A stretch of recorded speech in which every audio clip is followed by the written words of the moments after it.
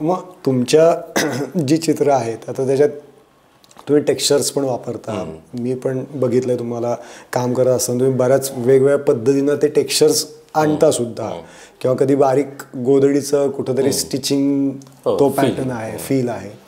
मग ही शैली तयार करताना तुमचा कसा एक्सपिरियन्स होता, किंवा एक्सपिरियन्स म्हणण्यापेक्षा की हां तुम्ही असं कधी झालंय का की हां आता दिस इज माय स्टाईल आणि आता इथून पुढं मी तो पॉईंट आला का इथून पुढे मी चित्र साधारण या पुढची काही वर्ष मी ही स्टाईल फॉलो करणार, असं कुठं कधी पॉईंट आलेला होता? आता हे जे सगळं सुरुवात झालं म्हणजे गोधडी किंवा हे त्याची गोष्ट अशी आहे की मी जेव्हा पासआउट झाल्यानंतर डीपेड वगैरे केलं. डीपेड केल्यानंतर 1 वर्ष मी कॉलेजवर नोकरी पण केली सोलापूरला, 1च वर्ष केली. मग तिथून परत काही कारणास्तव मी पुढं काही नोकरी करू शकलो नाही ती. मग त्यानंतर मी फ्रीलान्सिंग काम करू लागलो, म्हणजे इंटिरियरची असतील हे असतील जे मिळेल ते काम त्या गोष्टी करू लागलो. आणि मी सगळ्या पद्धतीचं काम करत असल्यामुळं जे काय हातात येईल रंगरेषा आकाराशी रिलेटेड ते काम मी करतो. ते आज तागायत पण तसंच करतो.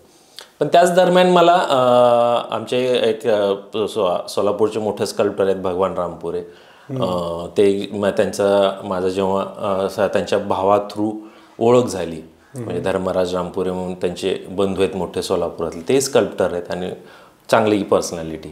तर त्यांच्या थ्रू सरांची ओळख झाली. मग त्यांनी माझं काम बघितलं, सगळं बघितलं. मग त्यांनी मला एक स्कॉलरशिपचं इंट्रोडक्शन दिलं, पूर्ण प्रज्ञा इन्स्टिट्यूट ऑफ फाईन आर्ट्सची, जी 2 वर्षाची स्कॉलरशिप होती. त्याच्यामध्ये असं होतं की तुम्हाला अनलिमिटेड मटेरियल आणि 5,000 मानधन. आता साधारण ही स्कॉलरशिप होती, तर त्या काळात मी स्कॉलरशिपला अप्लाय झालो, त्यातनं त्याचं सिलेक्शन झालं आणि हे सुरू झालं. मग त्या दरम्यानच जेव्हा आम्हाला गायडर होते सुहास बहुलकर आणि वासुदेव कामत सर, हे मोठे 2, आणि त्यातल्या त्यात म्हणजे हे दोन्ही माझ्यासाठी अकॅडमिकच्या काळात मला इंट्रोड्यूस झाले तर माझे आदर्श आर्टिस्ट होते ते. म्हणजे माझ्यावर त्यांचा बराचसा प्रभाव होता. वासुदेव कामतांचाही खूप प्रभाव होता माझ्या कामावर त्या काळात, आणि त्यामुळे माझ्यासाठी तर खूपच वेगळी गोष्ट होती. मग तेव्हा जेव्हा आम्हाला पहिल्यांदा बोलवलं गेलं हे गेलेलं, मग तेव्हा आम्हाला जेव्हा पहिल्यांदा सांगितलं गेलं किंवा थोडंसं मोटिवेशनल किंवा हे सगळं बोललं, तर त्यांनी ते सांगितलं की आपण अकॅडमिक ज्या गोष्टी आजपर्यंत करत आलो आहे त्या गोष्टीच्या आधारे आपल्याला आता पुढं काम करायचं आहे. आपल्याला आता चित्राचा प्रवास सुरू करायचा आहे.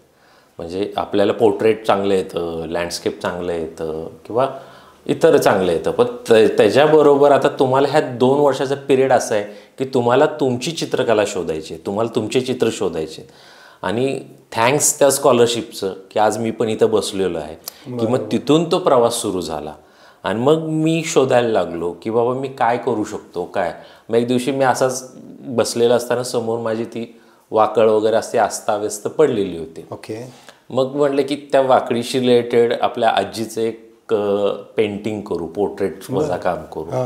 मग आम्ही एका छोट्या घरी वगैरे राहत होतो. मग तेव्हा मी तिचं असंच ग्रे ब्लॅकमध्ये असं हेड पोर्ट्रेटसारखं ती शिवताना केलं, बाजूला कोंबड्या, हे सगळे पिक्टोरियलसारखं केलं होतं, पिक्टोरियल.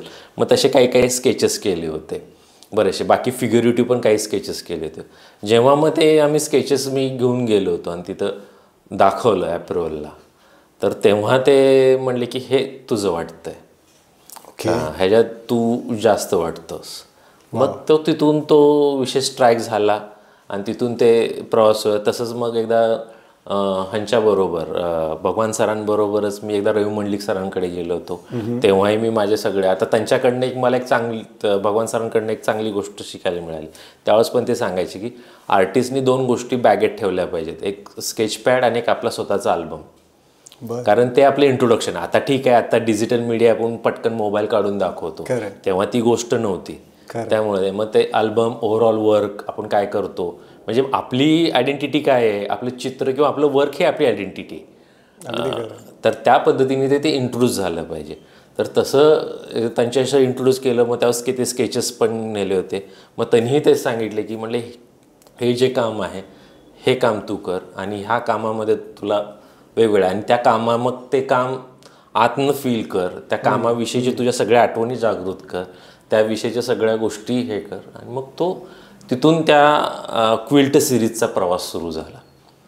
आणि मग तो जो प्रवास सुरू, तो आज तागायत प्रवास सुरू झाला. त्या काळामध्ये भरपूर वेगवेगळ्या स्टाईलनी, वेगवेगळ्या ह्याच्यानी, त्याबरोबर तिथं माझ्या सह जे होते 2-3, त्यात एक जगदीश म्हणणार होता, तो हैदराबाद कडनं आला होता शिकून.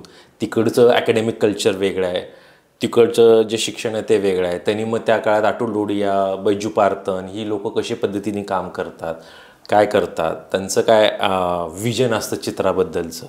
मग ते विजन आपण कसं ॲब्झॉर्व केलं पाहिजे. त्यामुळे समकालीन कला हा जो काही प्रकार आहे त्याच्याशी रिलेटेड जे काही गोष्टी चाललेल्या आहेत, मग ह्या सगळ्या गोष्टीचा मग तो जो परिणाम आहे तो मग चित्रावर यायला लागला. मग चित्राचा प्रवास तो तसा सुरू झाला. मग त्यात मग लक्षात आलं की चित्र करताना एखादा विषय जेव्हा मी घेतो, एखादा आकार मला ऑब्झर्व होतो किंवा मी आकार एकदा घेतला तर एकतर माझी वैयक्तिक त्याच्याविषयीच्या आठवणी असतील, फिलिंग असतील, ह्या गोष्टी आल्या.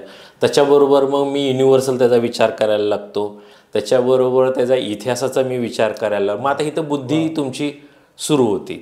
म्हणजे मग माझं हे शोध थोडक्यात सुरू झालं त्या आकाराविषयी.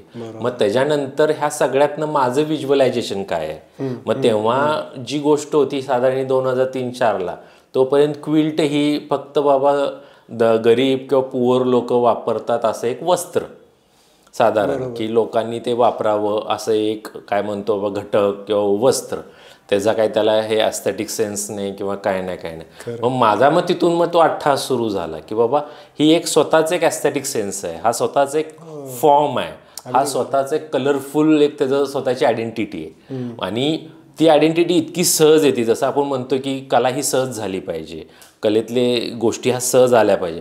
मग मी ते आजी माझी शिवताना तिचं काही सेन्स नाही चित्रकलेतलं किंवा ह्याचं, पण त्या जे एवढे कलरफुल पॅचेस आहेत त्या सहज जॉईंट करत होते ना.